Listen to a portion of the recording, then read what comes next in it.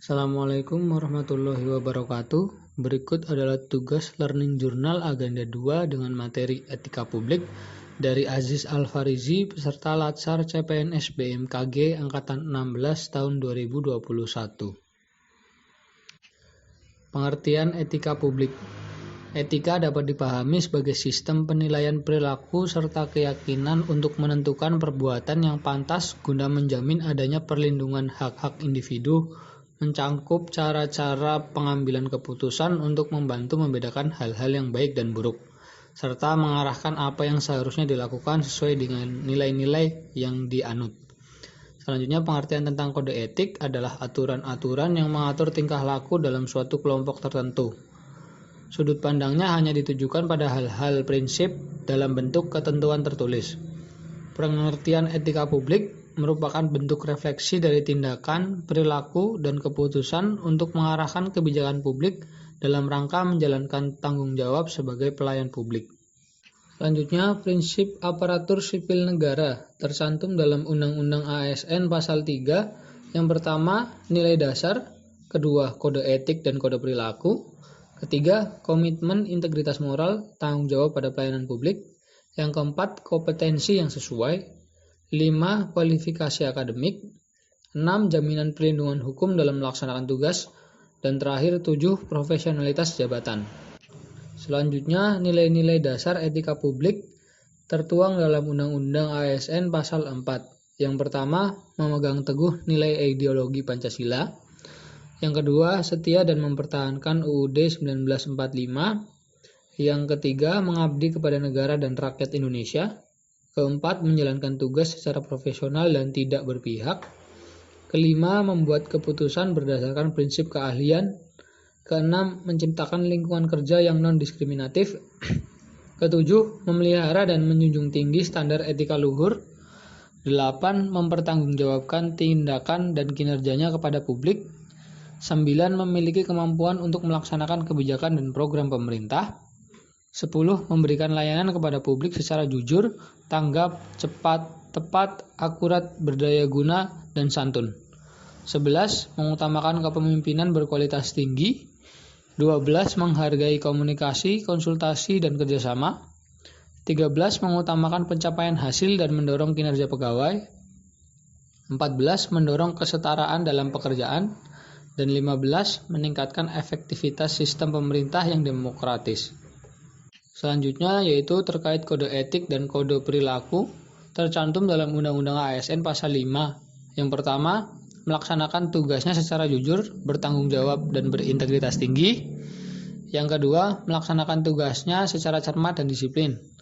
Ketiga, melaksanakan tugas sesuai dengan peraturan perundang-undangan yang berlaku.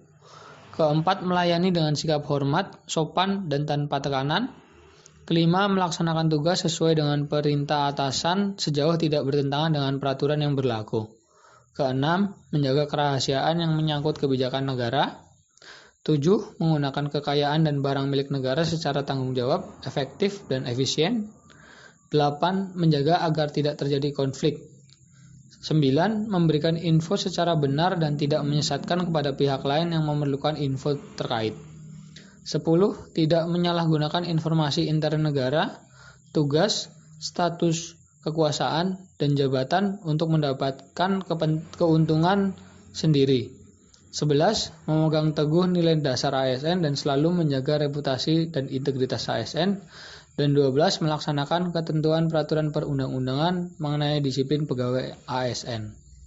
Selanjutnya yaitu terkait dimensi etika publik. Ada 3, yang pertama modalitas etika publik, yang kedua dimensi kualitas pelayanan publik, dan yang ketiga dimensi tindakan integritas publik. Dimensi modalitas etika publik terdiri dari 3 nilai. Yang pertama, akuntabel atau pemerintah bertanggung jawab secara hukum atas kebijakan dan tindakan kepada rakyatnya.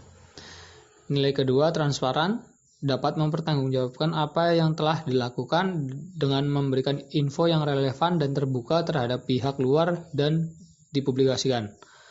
Nilai ketiga, netralitas, memusatkan segala perhatian, pikiran, dan tenaga pada tugas yang dibebankan tanpa ditunggangi kepentingan pribadi. Selanjutnya, dimensi etika publik, tindakan integritas publik, Integritas publik dari pejabat publik yang sesuai dengan nilai, standar, serta aturan moral yang diterima masyarakat.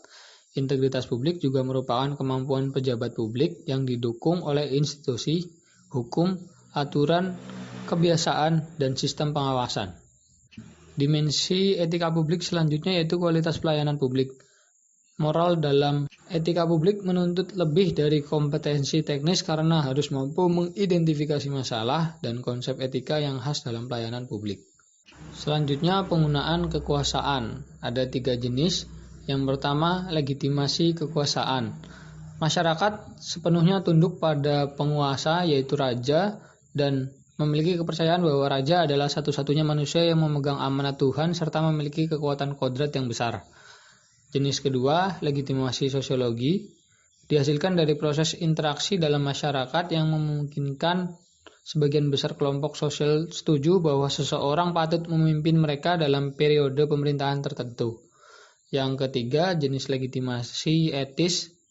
Norma etika menjadi penopang dari berbagai ideologi dan aturan-aturan hukum yang terdapat di dalam masyarakat. Kekuasaan yang memiliki legitimasi paling kuat adalah yang memenuhi landasan legitimasi etis. Selanjutnya yaitu sumber-sumber kode etik ASN. Pertama, Peraturan Pemerintah Nomor 11 Tahun 1959 tentang Sumpah Jabatan Pegawai Negeri Sipil dan Anggota Angkatan Perang. Kedua, Peraturan Pemerintah Nomor 21 Tahun 1975 tentang Sumpah Jabatan atau Janji Pegawai Negeri Sipil. Ketiga, Peraturan Pemerintah Nomor 30 Tahun 1980 tentang Peraturan Disiplin Pegawai Negeri Sipil. Keempat, Peraturan Pemerintah Nomor 42 Tahun 2004 tentang Pembinaan Jiwa Korps dan Kode Etik Pegawai Negeri Sipil. Kelima, Peraturan Pemerintah Nomor 53 Tahun 2010 tentang Disiplin PNS. Dan yang keenam, Peraturan Pemerintah Nomor 5 Tahun 2014 tentang Aparatur Sipil Negara. Demikian materi kode etik publik yang bisa saya sampaikan. Terima kasih. Wassalamualaikum warahmatullahi wabarakatuh.